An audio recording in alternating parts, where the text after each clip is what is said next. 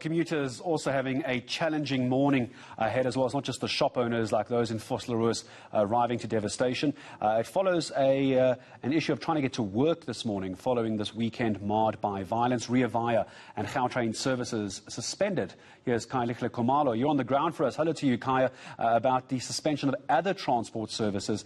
Primarily, though, we want to know how it's going to affect commuters this morning.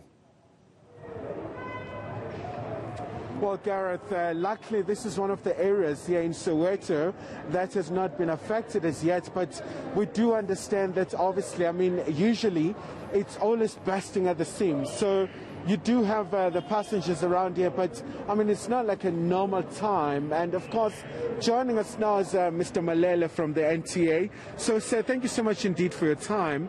From the situation that you face, it's a very untenable situation we're facing as the country. From your union, your organization, what's going to be the way forward? Are you going to continue to operate?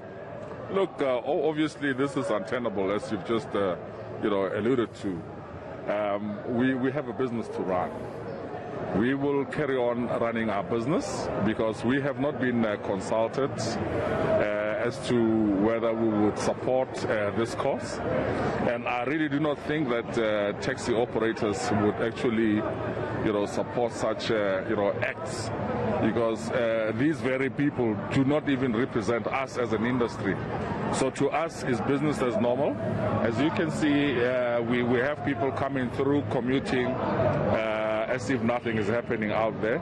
It is just a pity that in some parts of the country, people cannot move as a result of these activities. So we will definitely carry on with our business and ferry people to their destinations as it is required us to do.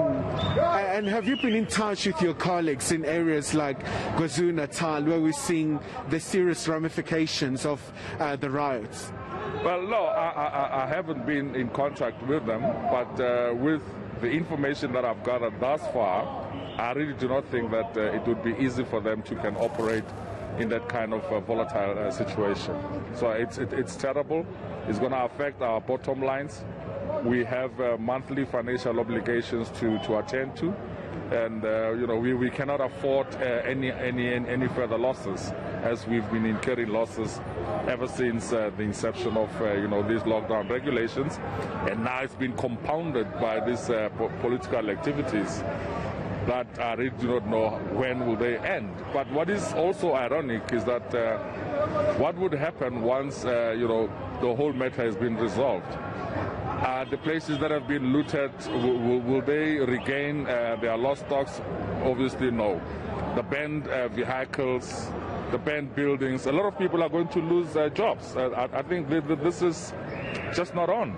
And maybe just before I let you go, sir, we're just talking off air about the impact, where you were saying some of your taxi drivers were actually scared to go out because of a very uncertain environment. Surely that's not a very conducive environment to operate under.